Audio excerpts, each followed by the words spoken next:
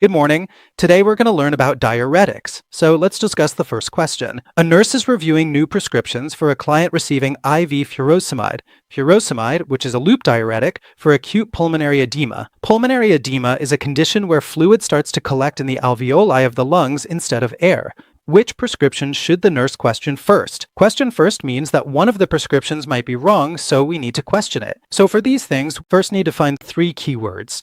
The first keyword is furosemide, the second one here is pulmonary edema, and the third is question first.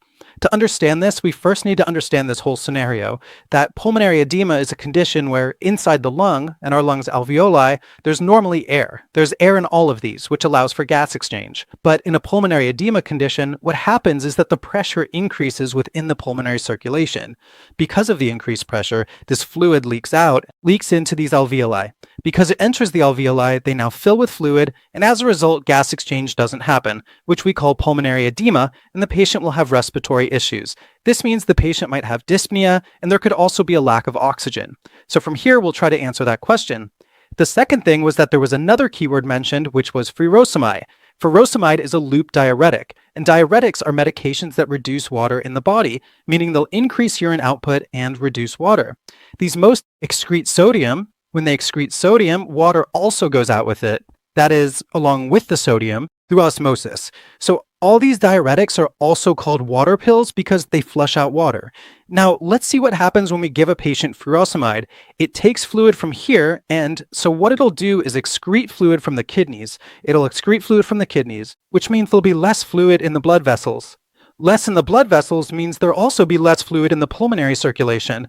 If there's less fluid there, then less will go in here, meaning less fluid will go into the lungs, so the pulmonary edema condition will be treated. But to see how it works, we have to go inside the kidney. Like, this is our kidney. Inside this kidney is the nephron. There are many nephrons. I've made a simple diagram. All the diuretics we have work on different parts of this entire nephron. So this part is what we call the PCT. This is what we call the loop of Henle.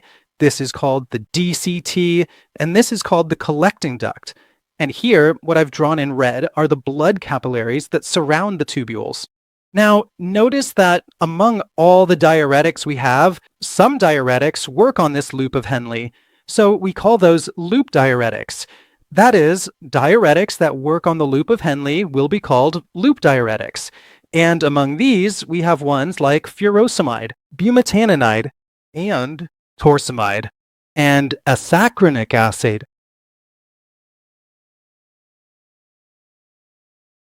Usually, all other medications end in -ide or -nide here, but this ethacrynic loop diuretic doesn't have an -ide at the end. You need to remember that whenever a medication is given in a question and it ends in IDE, you can get an idea that it might be a diuretic drug, but it's not like that with all drugs. There are some exceptions. However, for some drugs that end in MIDE, MIDE, you can understand that the drug is a diuretic. So all these drugs, these will be loop diuretics because they work on the loop of Henle. Besides these, there are some drugs that work on the collecting duct and they spare potassium. So they work on the principal cells in the collecting duct and they spare potassium. So the diuretics that work on this collecting duct, we call them potassium sparing diuretic. Potassium sparing diuretic, and among these is spironolactone. So all these drugs work on the loop of Henle. So we'll call them potassium sparing because they spare potassium. Besides those, there are some diuretics that work on this part, meaning they'll work on the DCT. So for those that work on the DCT, scientists saw in their structures that within its chemical composition, a ring like this is found. On this ring, they saw that there's a group here called sulfonamide. The sulfonamide group is attached here. And they saw one more thing. There's a nitrogen here and another nitrogen on this side. It might be different because we don't really care about the chemical composition, like which side it's attached to, because you don't even need to remember it. It won't be asked. But if you do remember this, a question will come up later about sulfa drugs. Which diuretic causes an allergy related to sulfa drugs? So if you remember this structure, you'll get the idea that for drugs working on this part, we see sulfa drug allergies. So this ring, we call it a benzothiadiazine ring. And what happens in it? Now, see that there's sulfur in this part. So for sulfur, we use the word thia. And there are two nitrogens in it. For two, we use the word dia. And for nitrogen, we use the word zyne. So this becomes thiodiazine, and this ring, we call it benzo. So this entire composition, we call it benzothiodiazine, the benzothiodiazine ring. And this benzothiodiazine ring, because of this, they derived its short name from here. This part here is thia. And from here, we get Z. Thia, Z, and here's the de. So these are thiazide drugs. This means drugs containing a benzothiodiazine ring are called thiazides. And you must remember one thing. It contains a sulfonamide group in its chemical composition. Because of this, many patients experience reactions in the body. In some patients, these reactions cause allergy-like symptoms, such as rashes or small bumps on the body. So, an allergic condition can occur. Drugs that act on the DCT and have this ring are called thiazides. You don't need to memorize the whole ring, but remember it contains the sulfonamide chemical. Because of the sulfonamide group, it acts like a sulfa drug. So, if a patient is allergic to sulfa drugs, we shouldn't give them these diuretics. We'd have to choose a different drug. We'll discuss this question later. Now, for the examples. These include things like chlorothiazide and hydrochlorothiazide. Besides these, there's another one called indapamide. Now, remember that we often count drugs ending in mide or nide as loop diuretics. But keep in mind, not all loop diuretics must end in mide, and you shouldn't just assume they are loop diuretics because there are exceptions. As we saw here, loop diuretics end in mide, and nide. So we might assume a diuretic is a loop diuretic based on that, but this rule doesn't apply to every drug. We've seen some diuretics that act on the DCT, which we call thiazides. An example is the drug indapamide. It ends in MIDE. You need to be careful because questions often ask about electrolyte imbalances with diuretics. Students get confused, thinking if it ends in mide, it must be a loop diuretic. And if it's a loop diuretic, then what will it do? There will be a difference in their actions. So remember that. All three of these will be thiazide drugs. And thiazide drugs, they waste potassium. We call them potassium-wasting diuretics. These over here are potassium-sparing diuretics that act on the collecting duct, and these are the ones for the loop of Henle. They also waste potassium, which means they will also be potassium-wasting diuretics. We'll see later how these work, how the diuretic causes potassium loss. We'll discuss all of that later on. Besides those, we have one more category left that acts on this part, meaning they work on the PCT. In that category, for example, some drugs that act on the PCT are osmotic diuretics, which includes mannitol. Now, these osmotic diuretics don't just act directly here on the PCT alone. They work in two places, meaning before acting here, they're already working elsewhere. For instance, if there's increased pressure in the brain or cerebral edema or intraocular pressure is elevated in the eye, it first draws fluid from there. After drawing it, it brings it into the blood vessel. After bringing it into the blood vessels, it acts here. So, before acting here, it's already worked elsewhere. So, these osmotic diuretics act on the PCT. But besides that, they've already worked elsewhere, like reducing elevated IOP in the eye. Or if intraocular pressure is high due to cerebral edema, they'll reduce it by drawing water from there into the blood vessels. Then from there, what happens here is they start working, which causes urine to be excreted. Besides those, there are some carbonic anhydrase inhibitor diuretics. These diuretics also act on this same part. An example of this, as you might have seen, is acetazolamide. So that means what we call Diamox is actually acetotolamide. Now, remember one more thing. Mide is also at the end of these drugs. So you should never assume that all drugs ending in mide are loop diuretics. That's not the case at all. Because look, furosemide and torsemide end in mide, but they act on the loop of Henle, which is why they're called loop diuretics. Besides those, we have other mide drugs that act on the DCT. Like indapamide, which acts on the DCT. This means its action is different. There are other mide drugs too, like acetazolamide. But this one, acetazolamide, acts on the PCT. It's a carbonic anhydrase inhibitor.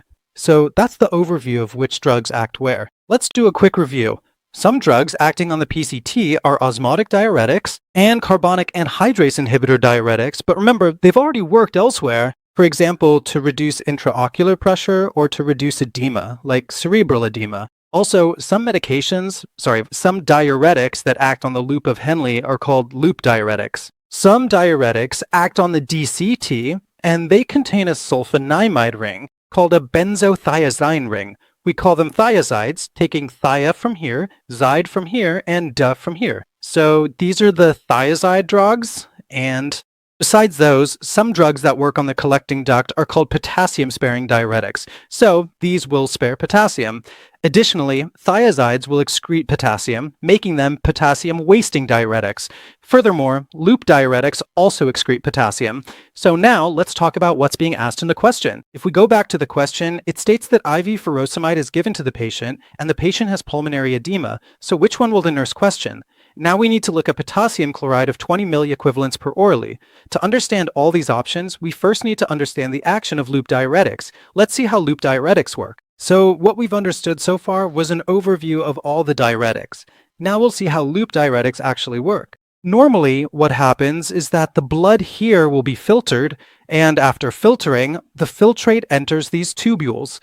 As the filtrate passes through these tubes, right here, in the ascending part of the loop of Henle, we see a distinct structure, and this is called a transporter.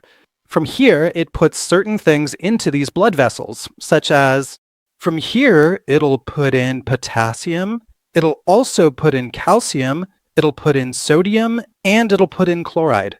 This means, now from this tubule, from the filtrate fluid in this tubule, it will shift into the blood vessels, into the blood capillary. So potassium will go, calcium will go, sodium will go, and 2 chlorides will go. This means when 1 potassium or 1 calcium or 1 sodium goes, at that time 2 chlorides will enter. So now all these things are being transported together. There is no exchange happening here. Exchange means if one goes this way, the other comes that way. That's what we call an exchange. Transport means taking all the things in one direction only. So its name will be, that is, this thing formed here will be called a transporter. Transporter, and since it takes them all together, the word for together is co. So this becomes a co-transporter. And what does it carry? It mostly carries sodium, potassium, and when 1 sodium and 1 potassium go, 2 chlorides will go. This means it's 2Cl. So in the name of the transporter will be, that is, sodium potassium 2 chloride co-transportation, co-transporter. So what will happen here? Normally, we've seen that in different parts of the body, when sodium enters the cell, potassium comes out, or from any structure. If sodium goes out, potassium comes in. If potassium goes out, sodium comes in. But here what happens, it's the same. That's why we call this a co-transporter. Co means together, and transport means they move together. If sodium enters from here, then potassium enters too. It's not like sodium comes in and potassium goes out. That's not how it works. So it's called a transporter. Whenever we give a patient loop diuretics, meaning when we give them furosemide or torsemide or ethacrynic acid or bumetanide, these loop diuretics act on the loop of Henle in the kidney. They reach the loop of Henle in the nephron, and once there, they block this channel, meaning they will block this channel. If they block it, now this channel is blocked. As soon as this channel is blocked, now see that from this side, the sodium, potassium, chloride, and calcium that were in this filtrate will just pass through because this transporter is completely blocked. Now that we've given the loop diuretic, it means it's blocked, and since it's blocked, sodium won't go in, potassium won't go in, calcium won't go in, and chloride won't go in either. This means everything will now be excreted, which is what we want. We want to get the sodium out. So now the sodium will be excreted in our urine. Now, sodium being excreted means that since sodium was supposed to be reabsorbed here but wasn't, it'll pass out in the urine. This means loop diuretics reduce sodium levels. If they reduce sodium, that's what we wanted, because as sodium leaves, water will also leave due to osmosis. So it'll reduce water too, meaning it reduces body water and increases urine output. Both of these were our expected findings. We wanted this because we need to reduce pulmonary edema. But along with that, since calcium didn't go in either, calcium will also be excreted from the body. This means it causes a calcium deficiency in the body, so it will cause hypocalcemia. Hypocalcemia. Remember, many questions are asked about diuretics regarding which electrolyte will decrease and which will increase. So you'll have to remember these things, like in which case calcium decreases or increases, in which case potassium decreases or increases, and why. You'll need to remember all of that. You'll only be able to remember it if you understand loop diuretics. First, knowing which part they act on, and second, these three structures I've drawn. One here, and one here. If you know these three, you won't need to memorize what happens where. You'll be able to solve everything. So it also reduced calcium. In addition, it reduces chloride, which means it will lower the chloride level, and it will also lower magnesium. So you must remember that loop diuretics lose everything, meaning loop diuretics lose everything. Now, it will also reduce potassium. We also have to see how it reduces potassium. So it will cause hypokalemia. Remember, this is the most important thing. First, the potassium that should have been absorbed here into the blood wasn't, because loop diuretics blocked this transporter, meaning it'll be excreted in urine. Besides that, a major thing is that this sodium, which should have been absorbed here, wasn't absorbed. So it travels further, and then it reaches the PC. After this, it reaches the DCT. After reaching the DCT, once it reaches the collecting duct, there are principal cells here, and these will work under the effect of aldosterone. So when more sodium reaches here from the body, if it wasn't absorbed here, wasn't reabsorbed, then this sodium will reach in greater amounts. If more sodium reaches here, then the CD, or collecting ducts in our body, what do? Now they'll try to reabsorb this sodium. They'll feel that more sodium is coming. This means that maybe all at once, all the sodium might be excreted. So to prevent that, what they do is they'll work to reabsorb the sodium from here again. They thought that if it wasn't reabsorbed here, but to prevent too much sodium from being excreted, let me have it reabsorbed from here. So for that, there's something here. We call these sodium-potassium pumps. Actually, principal cells are also present in this, but you should remember it as the sodium-potassium pump. This is a pump, not a transporter. So on this collecting duct part of ours, right here, there is a sodium-potassium pump. What happens in this is that when sodium goes out, potassium comes in. If sodium doesn't go out, potassium won't come in. If sodium comes in, potassium goes out. If sodium doesn't come in, potassium won't go out. Now, if more sodium is coming here from further back due to the loop diuretic, then it will reabsorb the sodium here. This means that these sodium-potassium pumps on the collecting duct will now reabsorb it, meaning it has put the sodium back into the blood. If one sodium comes in, then one potassium from this blood will enter this filtrate here. That is, one potassium will enter the collecting duct. If one potassium enters it, then it means if more sodium is coming, more will be reabsorbed. If sodium comes back here again, then one potassium has come back from this side. In this filtrate, meaning in the collecting duct, and from this collecting duct, it'll be excreted to the urine. So two factors are at play. First, the potassium that was supposed to be reabsorbed here wasn't, which means more of it will be excreted. Secondly, since sodium wasn't reabsorbed, to reabsorb that sodium, this sodium-potassium pump on the collecting duct, it can't do it all, but it tries to reabsorb. So for every sodium that goes in, an equal amount of potassium comes out. This means even more potassium will leave the body, so we can say this leads to hypokalemia. All of this is happening because of loop diuretics. You need to keep that in mind. So those were loop diuretics. This means that loop diuretics will excrete potassium and cause hypokalemia. You must remember two things. Here, we have the sodium-potassium 2-chloride cotransporter where everything moves together, but here we have the sodium-potassium pump. They act as exchangers for each other. Sodium in, potassium out. No sodium in, no potassium out. So it acts like an exchanger. Besides that, if there's a potassium deficiency, we must ensure the patient gets a potassium-rich diet. For instance, we'd give the patient bananas, avocados, oranges, potatoes, tomatoes, spinach, beans, dried fruits, coconut water, and potassium supplements. We'll also perform EKG monitoring and so on. Additionally, there's one more thing. These diuretics, meaning these loop diuretics, don't just work here. They also reach our ears. Our ear has three parts. The innermost part contains the cochlea, which is responsible for hearing. Besides that, it has three semicircular canals that help maintain balance. So this is the cochlea, and these are the semicircular canals.